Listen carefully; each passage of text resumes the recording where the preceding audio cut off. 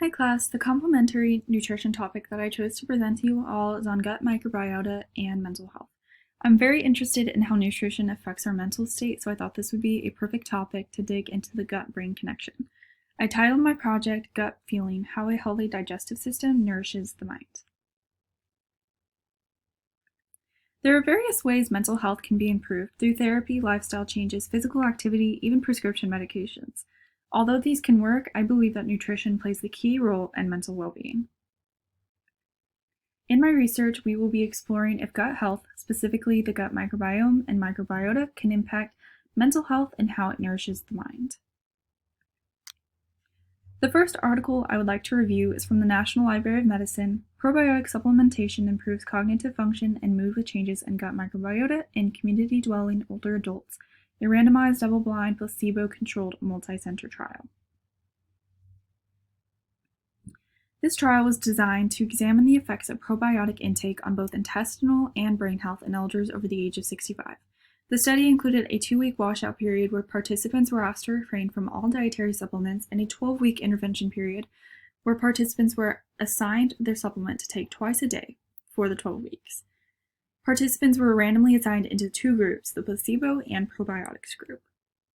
Participants were recruited from the communities in the Republic of Korea through a recruitment flyer posted in local hospitals and medical centers, and to be eligible, participants had to be over 65 years old.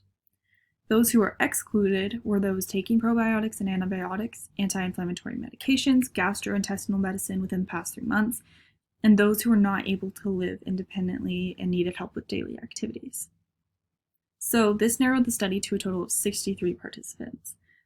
And so the participants were randomly placed into one of the 2 groups, the placebo and probiotics group. For the probiotics group, participants were asked to consume 2 capsules after every meal in the morning and night, which was a total of 4 capsules to be taken each day for 12 weeks. The primary outcomes include results from cognitive function and mood tests at the end of the experiment. 12-hour fasting blood samples and stool samples were taken at the 4th, 8th, and 12th week. Additionally, the participants were asked to complete a general health questionnaire that asked about improvements in bowel habits during those weeks, and the total bacterial DNA from the stool was analyzed as well. A screening using the CERADK was used to measure cognitive function, and then a self-reported questionnaire was used to measure the level of stress during the past 1 month, as well as using the satisfaction with life scale. So according to Table 2, as pictured here, there was a significant difference between the placebo and probiotics groups. For example, mental flexibility showed a significant improvement at week 12 in the probiotics group compared to the placebo group.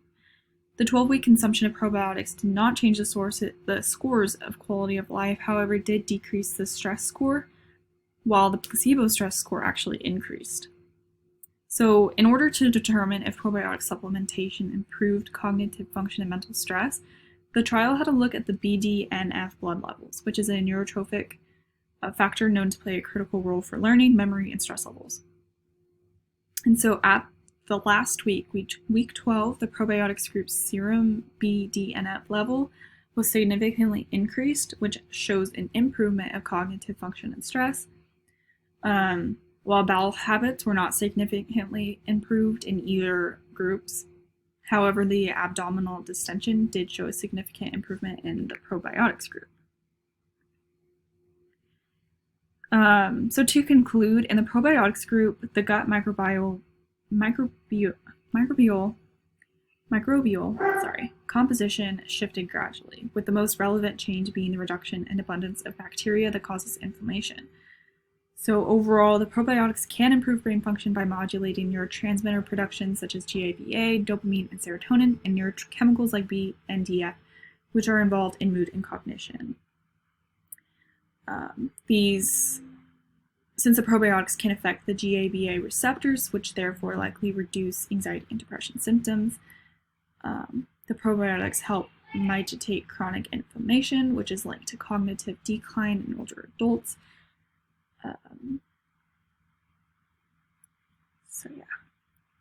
The limitations of the study include lack of direct evidence on inflammation, a possible bias in mood assessments since they were self-reported, and the short duration of the trial.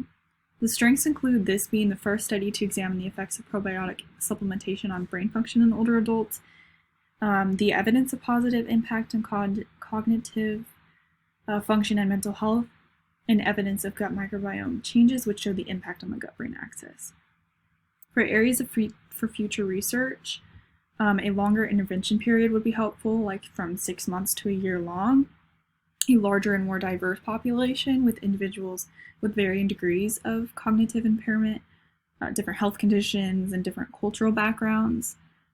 And also using brain imaging, such as an MRI, which could explore the brain structure deeper, and how the probiotics are involved in areas such as the hippocampus and prefrontal cortex.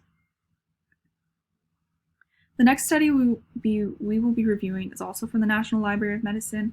Psychobiotic effects on anxiety are modulated by lifestyle behaviors, a randomized placebo-controlled trial on healthy adults. The study was tested for 4 weeks using probiotic supplementation on healthy adults. 134 participants were randomized into one of the two groups, probiotics intake and placebo intake, just like the previous study. Participants were recruited in Santiago de Chile on social media. Those who were included were between the ages of 18 and 65 years old and living in Santiago de Chile.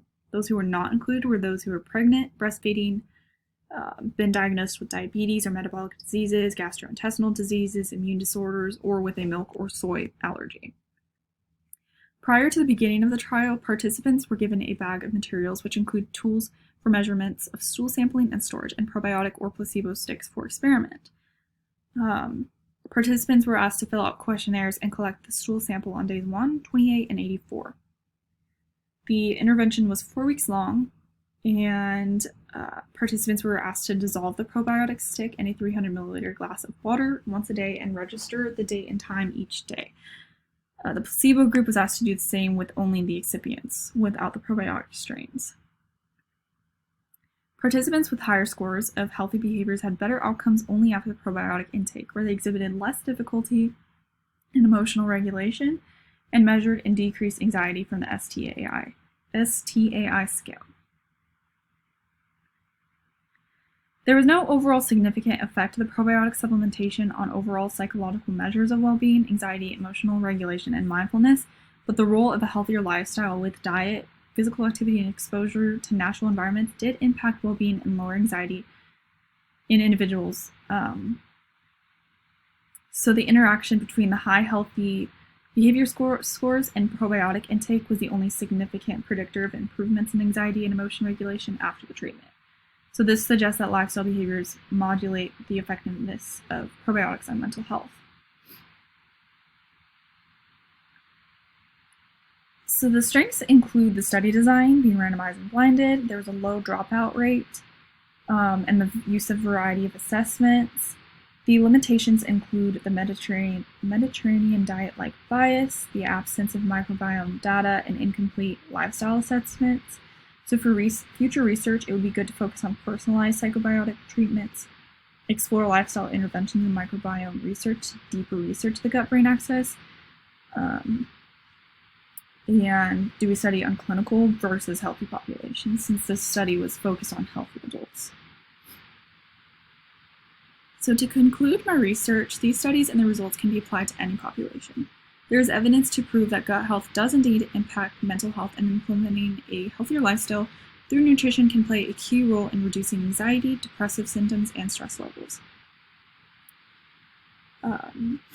These two studies were specifically done on young adults and older adults, but every population can take note that everyone will experience a healthier mind through probiotics, a healthy gut, and healthier lifestyle and diet. And here are my references. Thank you for listening.